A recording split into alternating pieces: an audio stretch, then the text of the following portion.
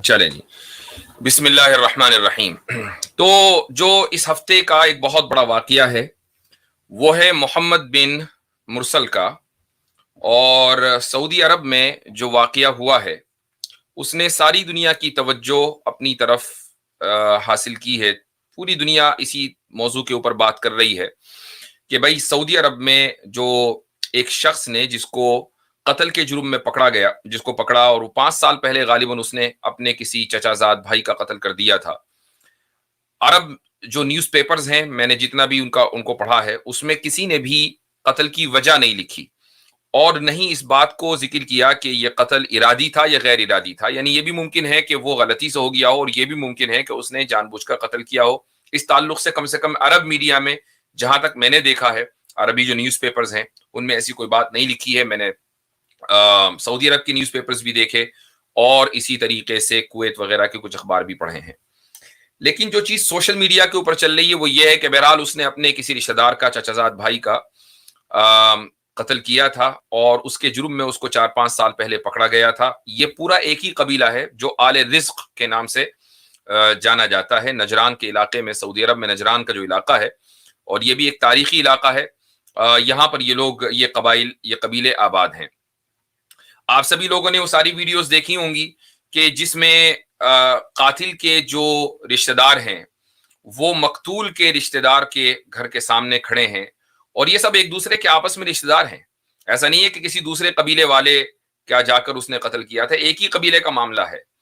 और ये जो रिश्तेदार हैं ये उसके घर पर गए, बच्चों को लेकर, बूढ़ों को लेकर, और अपने हीरे जवाहरात, सोना चांदी, पैसे, सब कुछ लेकर कि भाई ये सारी चीजें कबूल कर लो, लेकिन किसास का जो हुक्म हुकूमत ने, अदालत ने दिया है वो माफ कर दो। चूंकि तुम माफ करोगे तो फिर हुकूमत ये किसास नाफिज नहीं करेगी और उसको सजाए मौत नहीं दी जाएगी। लेकिन मकतूल के रिश्तेदारों ने माफ नहीं किया। तो ये जो वाकया हुआ पूरी दुनिया में, इसने एक नई बहस को जन्म दिया है।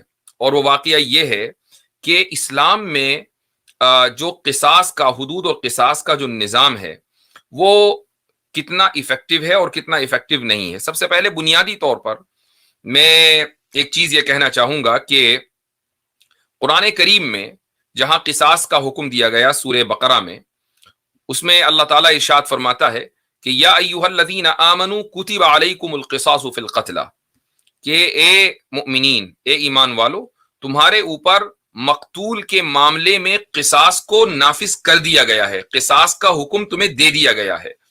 और वो इस तरीके से कि अल हुर्र बिल हुर्र वल अब्दु बिल अब्दि वल उनसा बिल उनसा, आजाद आजाद के बदले, गुलाम गुलाम के बदले, औरत औरत के बदले। अब यहां पर कुछ लोगों को एक मिसअंडरस्टैंडिंग लगी। वो मिसअंडरस्टैंडिंग ये लगी कि वो ये समझते हैं कि अगर एक आजाद आजाद को कत्ल करेगा तब तो किसास होगा, लेकिन अगर एक आजाद गुलाम को कत्ल करेगा तो फिर आजाद पर कोई किसास नहीं होगा। या एक मर्द मसलन औरत को कत्ल करेगा तो औरत मर्द को पर किसास नहीं होगा, या इसका उल्टा। ऐसा नहीं है, ये एक अंदाजे बयान है।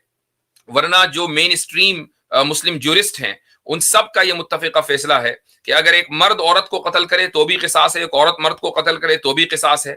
और एक बड़ी तादाद उलमा की इस बात की कायल है कि अगर एक आजाद भी अगर एक गुलाम को कत्ल करेगा तो फिर आजाद को कत्ल किया जाएगा, इल्ला ये कि वो उसका अपना गुलाम ना हो, यानी अगर उसने किसी दूसरे के गुलाम को कत्ल किया।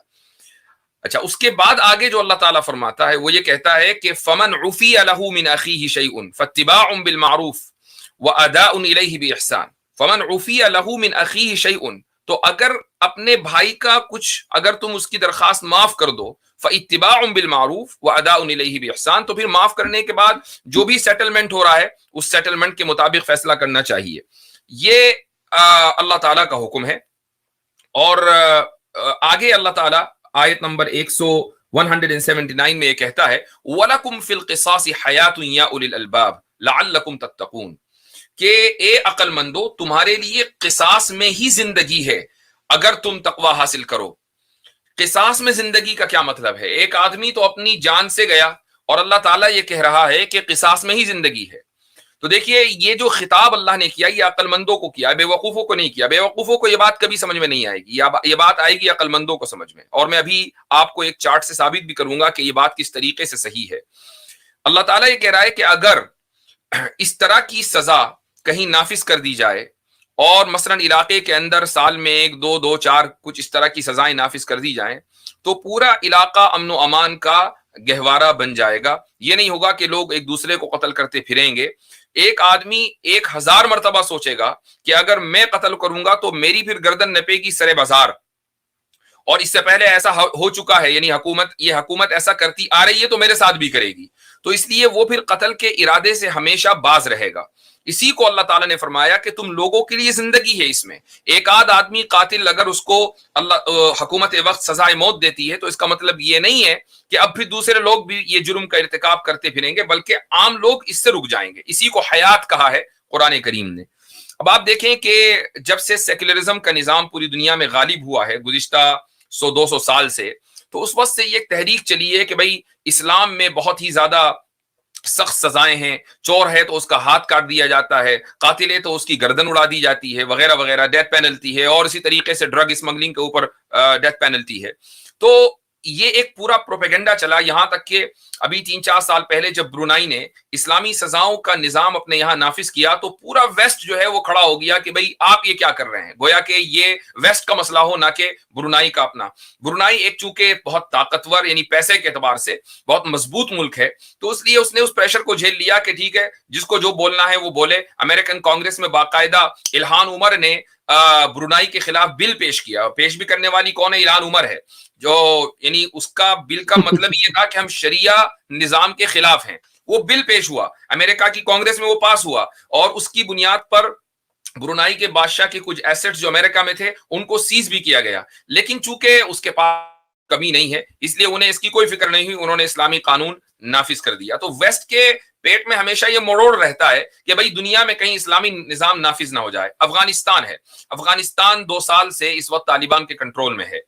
کیا وجہ ہے کہ دنیا کا کوئی ملک اس کو تسلیم کرنے کے لیے تیار نہیں ہے سوائے چائنا کے, جس نے بھی اس کو آفیشلی تسلیم کیا ہے. بیک ڈور سارے معاملات چل رہے ہیں, لیکن دنیا کے سامنے وہ یہ بتانا نہیں چاہتے کہ ہم نے طالبان کی جو گورنمنٹ ہے اس کو ایکسپٹ کر لیا ہے.